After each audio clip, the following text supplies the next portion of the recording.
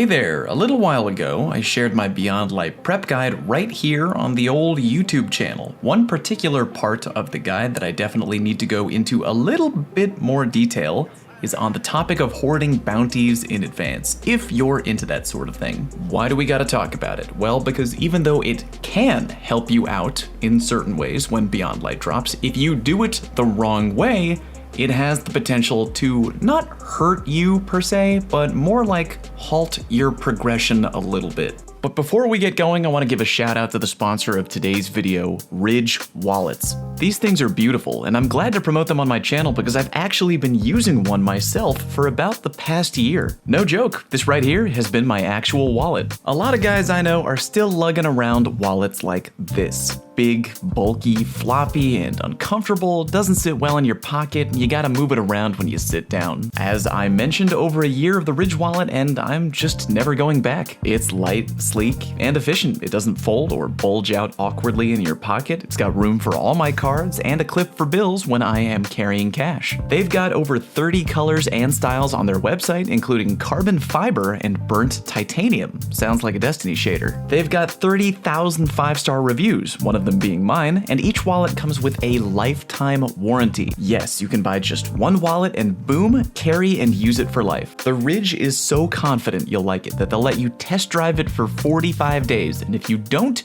you can send it back for a full refund. Get 10% off today with free worldwide shipping and returns by going to ridge.com/falloutplays and use promo code falloutplays. Link to their site in the video description, and thank you again to Ridge for sponsoring today's video. Okay, back to Beyond Light prep. Here are the benefits of bounty hoarding before Beyond Light. Certain bounties grant a buttload of XP, and whenever we get our brand new artifact in Beyond Light, turning in those bounties will give you a head start on leveling up that artifact. Not only does your artifact contribute to your overall power level for certain activities, but if there are any really hot armor mods on the artifact, leveling it up quicker could get you access to those mods faster. The other reason bounty hoarding is handy is that you can level up your season pass rank quicker, and if there's any crazy awesome things in there, bounties can help you get your hands on that stuff sooner. Alright, here are the downsides of bounty hoarding. In the past, Bungie has put a very particular kind of penalty, air quotes around the word penalty by the way, on bounty hoarding from season to season. Let me explain. When the new season drops, one thing a lot of players are going to be doing is power leveling like mad. Why? Well, the brand new raid drops 10 days after Beyond Light opens up, and people want to be prepared. One of the key factors in power leveling is making sure you can take advantage of every resource on the table, including the powerful engrams you can receive from vendors at the tower. For example, right now, if you open up your directory and hover over Zavala at the tower, he will give you a powerful engram if you complete 8 PvE bounties. Probably not very beneficial to many of us right now, as we maxed out our level in Season 11 long ago. But when Beyond Light hits, those resources are going to be huge in helping you power level efficiently. Bungie's quote, penalty is as follows. Let's say you're hoarding multiple Zavala PvE bounties from the current season right now, aka Season 11. Beyond Light drops, and day 1, you turn in those Season 11 bounties right away. The penalty is, if any Season 11 bounties contribute to your turn in 8 bounties to Zavala for an engram, then that engram Zavala gives you is going to be a Season 11 powerful engram, not a Season 12 engram. Basically, Zavala is going to reward you with something that will not help you in your Beyond Light power level grind. And if you're trying to be uber prepared for raiding on day 1, you'll have mildly hurt yourself. You'll have one less powerful engram to help you in the ongoing battle of power leveling. However, as it has been in the past, there are ways around this. Let's say, in theory, you have multiple Zavala PvE bounties saved up from the current season right now, aka Season 11. When Beyond Light hits, you do not turn in those bounties right away. You wait.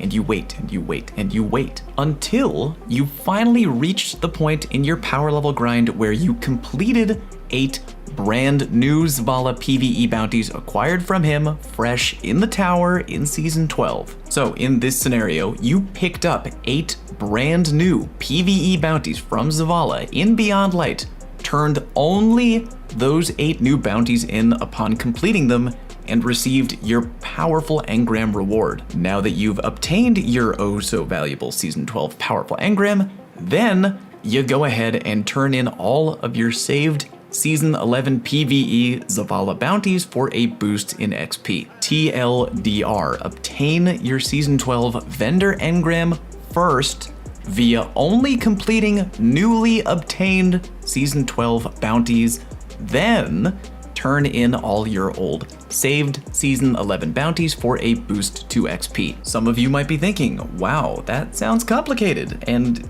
yeah, kinda, but wait, there's more. Certain bounties you may want to avoid hoarding altogether, mainly PvP and Gambit bounties. Here's why. In a very old TWAB, Bungie mentioned that turning in completed Gambit bounties would result in your next Infamy rank up, granting a reward capped at an old power level, i.e. if you turn in any old Gambit bounties the next time you level up your Infamy in the new season, boom, here's your reward, an old engram. Again, not the worst thing in the world, but you would be slowing yourself down if your goal was to power level grind. So for that reason, a lot of people aren't hoarding Gambit or Shaxx bounties for Beyond Light. Turning in an old bounty for either Gambit or PvP could result in either your Infamy rank up reward being quote old on the Gambit side, or your Valor rank up being quote old on the PvP side. In this case, old meaning capped at a previous season power level,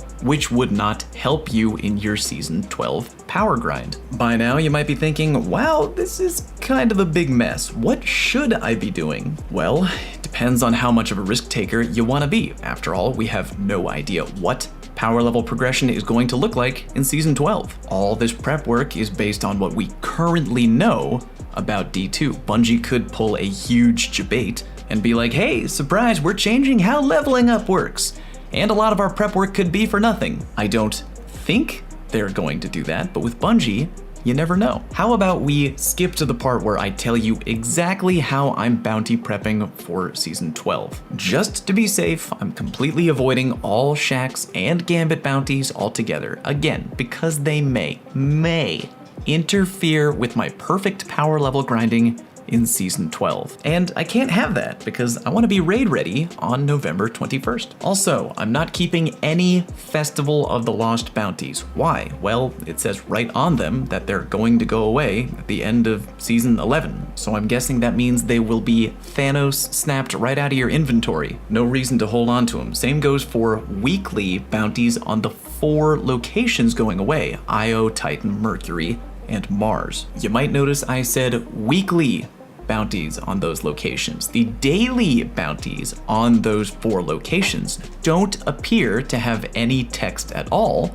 meaning those ones might stick around. But because those locations are going away, I'm gonna avoid holding onto those planetary dailies for now too. Here's what I'm not avoiding: daily planetary bounties on both the EDZ and Nessus, 2 locations that we know for fact aren't going away in Beyond Light. Now, some of you might be thinking, hey Fallout, why hoard those bounties? They only grant 6,000 experience each, when most weekly bounties grant 12,000 experience each. Great question. I'm going to first fill up on daily bounties for EDZ and Nessus because they're easy, and there's over 30 of them between the 2 locations. Once my Guardian is packed to the brim with completed bounties from EDZ and Nessus, I'll be keeping my eye open for other weekly bounties that won't interfere with my power level progression the way that PvP and Gambit bounties might. Vanguard weekly bounties from Zavala,